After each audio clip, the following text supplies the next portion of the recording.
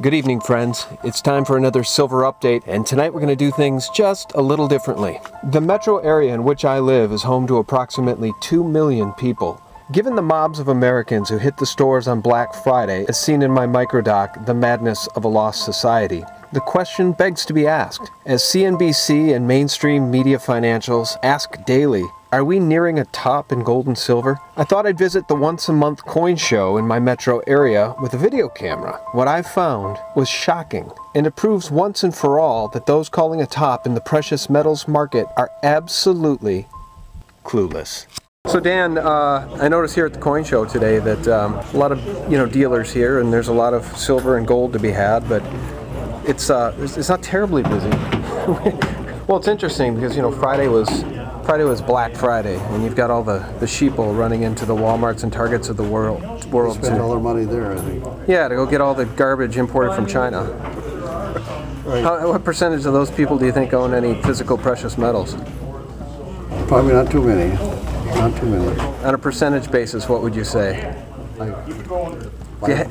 5% maybe? Maybe 5% own precious metals? And then what are you guys getting for, say, a Silver Eagle or a Canadian Maple right $30. now? $30? $30 is the market. Yeah. Okay. But you have some Eagles? Yes. And those would be closer to then what, 28, 29 each? They sold at 31. $31 each. Okay.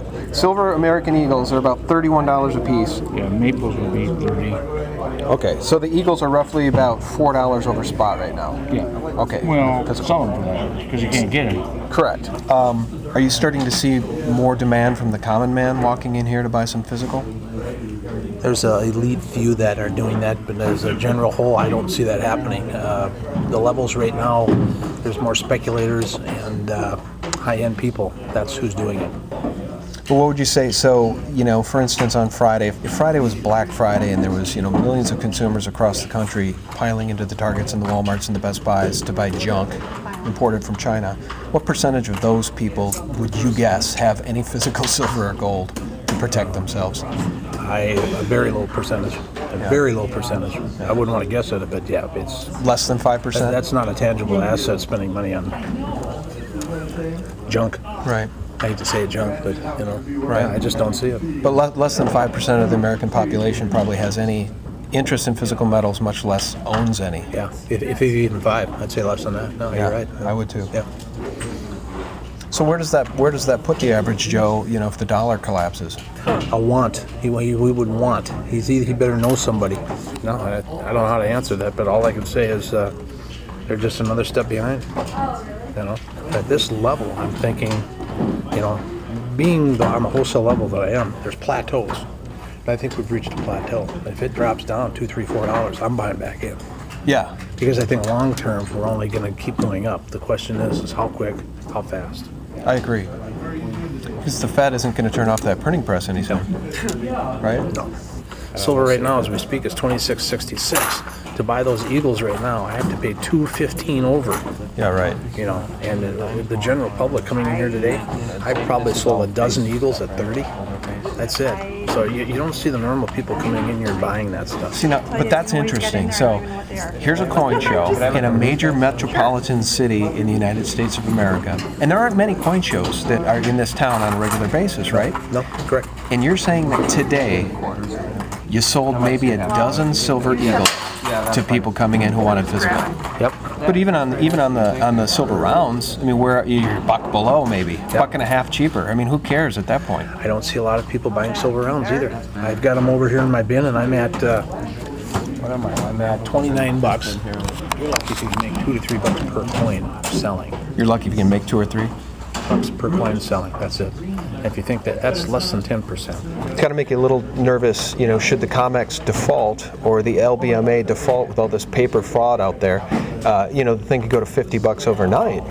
Well, a lot of people think right now that by going and buying silver, that you're putting the pressure on J.P. Morgan to cover shorts, and that's why people comment, I'm buying silver because I want to hurt J.P. Morgan. Well, I don't know if that's the case, but That's interesting. So you've heard that today, huh? You've heard that from people I heard recently? today, and I've read it on my wholesale computer board in the last 3 or 4 days. Yeah. Yeah, I'll tell you what's interesting about it. Coin shop owners actually saying, people coming into their shops and saying that statement. See, that's fascinating because that was started by Max Kaiser, who's a brilliant financial pundit, and he used to work on Wall Street. Brilliant guy. And on the Alex Jones show, he actually came up with that idea during their interview. He said, "You know what we're going to do? Here's what we'll do, Alex. Let's get everybody to buy 1 ounce of physical silver, knowing that there's only maybe 600 million ounces of physical above the ground for bullion for investment purposes. If everybody in the country would buy 1 or 2 ounces of silver, we would bring these guys down." That's interesting. You've heard that, though. Oh, People yes, come in here I saying, have, yeah, and people have repeated it. So there's either false information going around, or there's a bug, No, a good bug. It's the real deal. I tell you, I got to share this with you. So, back a couple Tuesdays ago, 1 billion ounces of paper silver traded hands on the COMEX. 1 billion ounces in one day. That destroyed the all-time record that was set in 1973 by the Hunt brothers, which was a lot less than 1 billion ounces. So the point is that, you know, Max Kaiser and these other guys have done the math on it. Adrian Douglas, Gatta, all these guys have done the math on it. And there is all sorts of paper fraud out there. The SLV invented and put into place by J.P. Morgan, who is the largest short of silver and gold out there. So the math suggests that somewhere in the neighborhood of 50 to 100 ounces of paper silver exists for every 1 ounce of physical. And so the theory is, if people would just buy physical only, those guys are going down because they can't cover their shorts. That's interesting, yeah. Well, time will tell, I guess. Okay, well, thanks so much for talking to us. Sure. Appreciate it. No problem. So there you have it, guys. The common man, the regular Joe, the average American is nowhere near the physical precious metals market. Nowhere near it at all. You could roll a bowling ball through that place and not hit a person who wasn't a dealer. And, you know, frankly, there wasn't that much silver and gold even there. So there you have it. Stay tuned for further updates and microdocs. Thanks for watching.